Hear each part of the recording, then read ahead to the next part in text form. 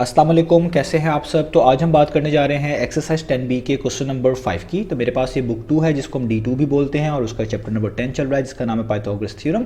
तो इस चैप्टर से रिलेटेड काफ़ी कंटेंट मैं अपने चैनल पर अपलोड कर चुका हूँ। मैंने इस चैप्टर से रिलेटेड एक सेपरेट प्लेलिस्ट बनाई हुई है, उसका लिंक नीचे डिस्क्रिप्शन में दे दिया हुआ है। अगर आप इस चैप्टर से रिलेटेड बाकी सोल्यूशन में इंटरेस्टेड हो तो वो लिंक नीचे डिस्क्रिप्शन में से देख सकते हैं। इसके अलावा भी मैंने D2 से रिलेटेड काफ़ी कंटेंट कवर किया हुआ है, वो आपको मेरे चैनल के प्लेलिस्ट सेक्शन में मिल जाएगा। और अगर आपके कोई सजेशन हैं या क्वेश्चन हैं मेरे वीडियो कंटेंट के हवाले से, तो उसके लिए मैंने एक फेसबुक पेज बनाया हुआ है, उसका लिंक भी डिस्क्रिप्शन में गिवन है। आप उस फेसबुक पेज के थ्रू अपने क्वेश्चंस को, सजेशंस को मुझ तक पहुंचा सकते हैं। तो आइए स्टार्ट कर लेते हैं क्वेश्चन को। तो क्वेश्चन नंबर 5 आज हमने करना है इस वीडियो के अंदर। तो क्वेश्चन नंबर 5 की आपको स्टेटमेंट नज़र आ रही है सामने, हम इसको यहाँ से रीड कर लेते हैं, समझ लेते हैं, और फिर मैंने इसको आगे नीचे स्क्रीन पे लिख लिया हुआ है और फिर हम वहाँ पे इसको सॉल्व करेंगे। तो क्वेश्चन नंबर 5 की स्टेटमेंट है, mister Lee buys a 30 inch television. तो मिस्टर ली ने एक टेलीविजन बाई किया जो कि 30 इंच है। ये 30 इंच से क्या मुराद है, ये भी नीचे वो खुद डिफाइन कर रहे हैं। तो आगे अगर पढ़ें तो इसको लिखा हुआ है दी height of screen is 18 inches. तो वो कह रहे हैं जो स्क्रीन है उसकी, पूरे टेलीविजन की बात नहीं कर रहे, वो स्क्रीन की बात कर रहे हैं, जो टेलीविजन स्क्रीन होती है। तो जो टेलीविजन स्क्रीन है उसकी अगर हाइट ली जाए तो वो 18 इंचेस है। Given that the television screens are measured across the diagonal. अब ये उन्होंने हमें खुद से बता दी इन्फॉर्मेशन, ये हम रेगुलर लाइफ में भी यूज़ करते हैं। जब भी हम कोई मॉनिटर्स या कोई एलईडी पैनल्स वगैरह बाय करते हैं तो अक्सर उनकी डायगोनल की लेंथ स्पेसिफिकेशन के तौर पे लिखी होती है। तो यहाँ भी वो यही बताना चाह रहे हैं कि ये जो टेलीविज़न है इसकी जो स्क्रीन की जो मेजरमेंट है वो भी डायगोनली ली जाएगी। तो यहाँ पे लिखा हुआ है कि given that television screens are measured across the diagonal, यानी टेलीविजन स्क्रीन जो है उनको मेजर करते हैं उनके डायगोनल के लिहाज से। अभी मैं आगे इसको डिफाइन भी करूंगा। आगे लिखा हुआ है that is the length of diagonal is 30 inches. यानी उन्होंने हमें दो चीज़ें बताई हैं। एक तो ये बताया है कि जो मिस्टर ली ने टेलीविजन बाय किया है उसकी स्क्रीन की हाइट 18 इंचेस है, और दूसरी बात उन्होंने उनकी डायगोनल लेंथ भी बताई है कि अगर उस स्क्रीन की डायगोनल लेंथ निकाली जाए तो वो 30 इंचेस है। So how wide is the screen, तो स्क्रीन कितनी वाइड है ये हमने फाइंड आउट करके दिखाना है। तो जब मैं इसकी डायग्राम बनाऊंगा, इसकी फिगर बनाऊंगा, वो ज़्यादा अच्छा आपको समझ आएगा। तो आइए इसको स्टार्ट करते हैं। तो अब हम आपके सामने यहाँ पे क्वेश्चन लिखा हुआ है, अब मैं इसकी शेप बनाता हूँ। तो कंसीडर कर लें कि ये आपकी टेलीविजन स्क्रीन है। लेट्स से ये हमने जो टेलीविजन बाई किया मिस्टर ली ने, ये उसकी स्क्रीन है, ठीक है। अब उन्होंने कहा है कि मिस्टर ली ने 30 इंच टेलीविजन बाई किया है और उन्होंने उसको डिफाइन भी किया है कि किस तरीके से ये डायमेंशन हैं। तो हाइट ऑफ द स्क्रीन जो है वो 18 इंचज़ है। तो ये मैंने स्क्रीन बनाई है, उस टेलीविजन की स्क्रीन मैंने बना ली आपके सामने, इसकी हाइट 18 इंचज़ है। तो ये हम इसको लेंगे हाइट, ये इसकी है हाइट 18 इंचज़, ठीक है। ये हमारे पास टेलीविजन स्क्रीन की हाइट होगी 18 इंचेस। अब लिखा हुआ आगे कि जो लेंथ ऑफ डायगोनल है, यानी इस स्क्रीन का जो डायगोनल की लेंथ है वो 30 इंचेस है। तो डायगोनल किसको बोलते हैं, जब भी आपके पास कोई ज्योमेट्रिकल फिगर हो तो उसके जो कॉर्नर्स होते हैं ये वर्टिसेस कहलाते हैं। यानी ये भी एक वर्टिस है, ये भी एक वर्टिस है, ये भी वर्टिस है और ये भी एक वर्टिस है। जब भी आप दो वर्टिस को जो कि ऑपोजिट होना चाहिए, एक दूसरे का ऑपोजिट होना चाहिए, उनको मिलाते हैं तो डायगोनल बनता है। यानी अगर मैं इस वाले वर्टिस को इसके ऑपोजिट वर्टिस से मिलाऊंगा इस तरीके से, तो ये जो लाइन बनेगी इसको हम डायगोनल बोलेंगे। इसी तरीके से अगर आप इस वाले वर्टिस को इस वाले वर्टिस से मिला लें तो भी जो लाइन बनेगी वो भी उसको हम डायगोनल बोलेंगे। यानी ऑपोजिट वर्टिसेस को मिलाने से डायगोनल मिलता है। तो उन्होंने कहा है कि मिस्टर ली का जो टेलीविजन है उसकी हाइट की जो है 18 इंचेस है स्क्रीन की, और अगर उसकी हम लेंथ निकालें डायगोनली तो वो 30 इंचेस है। डायगोनली का मतलब है आपने दो ऑपोजिट वर्टिसेस को मिलाना है स्क्रीन के ऊपर, तो ये जो लेंथ बनी है ये डायगोनल है। और ये भी उन्होंने बताई हुई है, ये कितनी है, ये है 30 इंचेस। तो ये भी हमें पता चल गई। तो अब उन्होंने कहा है कि how wide is the screen, screen कितनी वाइड है, उसकी विड्थ कितनी है। तो बेसिकली ये चीज़ हमने निकालनी है, ये चीज़ हमारी मिसिंग है। अगर आप देखें ये हमने बताना है। तो ये थी स्क्रीन की हाइट, ये थी उसकी डायगोनल लेंथ, और ये विड्थ हमने निकाल कर बताना है। और अब आपको बड़े क्लियरली समझ आ गया होगा कि ये जो आपके पास टेलीविजन स्क्रीन है जो बेबी मेरे सामने आपके पास बनाई हुई है, एक आपके पास रेफरेंस के तौर पर फिगर बनाई हुई है, उसमें जो यहाँ पर एंगल बनेगा वो 90 डिग्री का एंगल बनेगा, क्योंकि इस तरह ये कैपिटल एल शेप जो बन रही होती है यहाँ पर 90 डिग्री का एंगल बन रहा होता है। तो जैसे यहाँ पर 90 डिग्री का एंगल बनेगा तो ये जो इतना पोर्शन है ये एक राइट एंगल ट्राइंगल जैसा दिखेगा। और अगर ये राइट एंगल ट्राइंगल है तो आप इस पे पाइथागोरस थ्योरम यूज कर सकते हैं, क्योंकि वही थ्योरम आपको हेल्प करता है कि अगर कोई साइड मिसिंग हो और बाकी दो साइड्स गिवन हो राइट एंगल ट्राइंगल की, तो पाइथागोरस थ्योरम आपको हेल्प करता है उस साइड को निकालने के लिए, ठीक है।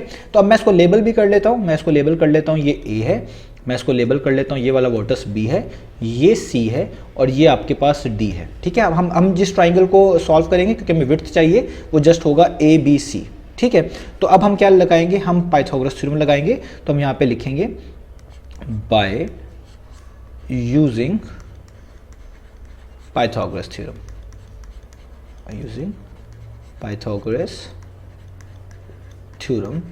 किसके ऊपर हम यूज कर रहे हैं पाइथागोरस थ्योरम? उस ट्राइंगल का नाम भी लिख देते हैं आसानी के लिए, on triangle A B C, on triangle A B C, जो कि राइट एंगल ट्राइंगल है, ठीक है। और ये भी आप सपोज कर लें कि जो चीज़ आपने फाइंड करनी है वो क्या है, वो है ए बी यानी विड्थ। तो आप यहाँ पे लिख सकते हैं कि जो रिक्वायर्ड है हमारी, जो रिक्वायर्ड हमारे पास लेंथ है वो कितनी है, वो है A B, required length A B, that is जो कि क्या है, width of the screen, width of the screen, जो कि हमने फाइंड आउट करनी है। तो अब हम जस्ट पाइथागोरस थ्योरम लगाएंगे और हमारे लिए सवाल बड़ा आसानी से हो जाएगा। तो हमें पता है पाइथागोरस थ्योरम की क्या स्टेटमेंट है। उसकी स्टेटमेंट ये होती है कि कोई भी राइट एंगल ट्राइंगल है तो जो 90 डिग्री के ऑपोजिट वाली साइड होती है वो सबसे लॉन्गर साइड होती है, जिसको हम हाइपोटेन्यूज बोलते हैं, और इसका स्क्वायर यानी ए से लेकर सी तक का स्क्वायर, मैं यहाँ पे लिखूंगा ए से लेकर सी तक का स्क्वायर इक्वल आता है sum of squares of other two sides, यानी दो साइड्स का स्क्वायर करें और उनका सम कर दें, उसके इक्वल आता है। तो अगली दो साइड्स कौन सी है, एक है ए से लेकर बी तक, इसका भी आप स्क्वायर कर दें यानी ए बी स्क्वायर, और उसमें ऐड कर दें बी से लेकर सी तक जो दूसरी साइड है उसका भी स्क्वायर कर दें। तो आपके पास जो लॉन्गर साइड होती है उसका स्क्वायर आपके पास इक्वल आता है sum of square of two sides, okay. तो ये इसको हम बोलते हैं पाइथागोरस थ्योरम। अब आप जस्ट वैल्यूज पुट करें, ए सी की वैल्यू तो देखें 30 इंचेस है, तो आप यहाँ पे 30 लिख लें और उस पर स्क्वायर डाल दें। ए बी की वैल्यू आपने निकालनी है, ये आपकी विड्थ है, तो इसलिए इसको अभी वैसे का वैसे ही रहने दें। और बी सी स्क्वायर की वैल्यू भी आपके पास पता है, यानी बी सी की वैल्यू पता है वो 18 है और उस पर स्क्वायर आ रहा है, तो आप यहाँ पे क्या लिख दें, 18 का स्क्वायर लिख दें। अब 30 स्क्वायर का क्या मतलब है? 30 स्क्वायर का मतलब है आपने 30 को 30 से मल्टीप्लाई करना है, जो बहुत आसान है, तो ये हो जाएगा 900, ओके। तो अब यहाँ पे ए बी स्क्वायर वैसे का वैसे ही रहेगा। अब आपने 18 का स्क्वायर निकालना है। 18 के स्क्वायर का क्या मतलब होता है, आप 18 को 18 से मल्टीप्लाई कर दें, तो 18 को 18 से मल्टीप्लाई करते हैं तो 324 आता है, तो आप यहाँ पे लिख लें 324।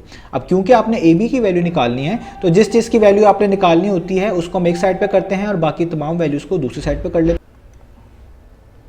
तो ये जो पॉजिटिव 324 है, जब हम इसको इक्वेशन के दूसरी तरफ मूव करेंगे तो ये नेगेटिव 324 हो जाएगा इस तरीके से, ठीक है। और यहाँ पर आपके पास ए बी स्क्वायर वैसे का वैसे ही आ जाएगा। अब देखिए 900 में से 324 निकालें तो आपके पास आता है 576 is equal to A B और स्क्वायर। अब आपने तो ए बी की वैल्यू निकालनी है, क्योंकि ए बी जो है बेसिकली किसको रिप्रेजेंट कर रहा है, विड्थ ऑफ द स्क्रीन को रिप्रेजेंट कर रहा है, यानी स्क्रीन कितनी वाइड है उसको रिप्रेजेंट कर रहा है। तो इसके ऊपर आप देखें स्क्वायर आ रहा है, तो जो चीज़ हमने निकालनी होती है अगर उस पर स्क्वायर आ जाए उसको हम खत्म करने के लिए स्क्वायर रूट अप्लाई करते हैं। तो हम दोनों साइड्स पे क्या अप्लाई कर देंगे, स्क्वायर रूट, यहाँ पे भी और यहाँ पे भी। और आप लोग जानते हैं स्क्वायर और स्क्वायर रूट आपस में कैंसिल आउट हो जाएगा, यहाँ पे जस्ट बचेगा ए बी और आपने 576 का स्क्वायर रूट निकालना है। तो स्क्वायर रूट का मतलब होता है कि जो नीचे नंबर लिखा हुआ है आपने एक ऐसा नंबर ढूंढना होता है जिसका स्क्वायर करें तो वो 576 दे। तो अगर आप देखें कि 24 का अगर आप स्क्वायर करते हैं तो वो कितना आता है, बेसिकली वो आता है 576। तो जिस नंबर का स्क्वायर करने से ये वाला नंबर बनता है वही स्क्वायर रूट का आंसर होता है, यानी 24 का स्क्वायर करने से 576 बनता है। तो इसका मतलब है स्क्वायर रूट ऑफ 576 का आंसर कितना है, 24। तो आप इसको लिख सकते हैं, ये कितना है, 24। और क्योंकि ये हमने स्क्रीन की विड्थ निकाली है कि कितनी स्क्रीन वाइड है और सारी डायमेंशंस आप देखें ऊपर इंचेस में दी हुई थी, तो आपने भी यहाँ पे लिखना है कि 24 इंचेस, ये उसका यूनिट है। तो इसका मतलब है स्क्रीन कितनी वाइड है, स्क्रीन है 24 इंचेस वाइड है, यही हमने फाइंड आउट करके दिखाना था। और ये ए बी एक डायमेंशन है और ये हमेशा क्या होगी, 0 से ग्रेटर यानी पॉजिटिव होगी, क्योंकि जितनी भी डायमेंशंस होती है हम उनको पॉजिटिव ले रहे होते हैं, क्योंकि स्क्वायर रूट के दो पॉसिबल आंसर्स होते हैं, एक पॉजिटिव और एक नेगेटिव हम यूज़ करते हैं। तो इसलिए हम यहाँ पे ये चीज़ मेंशन कर रहे हैं कि हम जो आंसर चूज़ कर रहे हैं वो जस्ट पॉजिटिव वन चूज़ कर रहे हैं, क्योंकि ये एक डायमेंशन है और डायमेंशन हमेशा पॉजिटिव ली जाती हैं। तो हमारे पास आंसर आ गया है, इसका आंसर है 24 इंचेस। आप लिख सकते हैं कि जो रिक्वायर्ड लेंथ है जो कि थी how wide was the screen, वो है 24 इंचेस। तो उम्मीद है आपको ये क्वेश्चन समझ आया होगा। इंशाल्लाह नेक्स्ट वीडियो में मिलेंगे बाकी सॉल्यूशंस के साथ।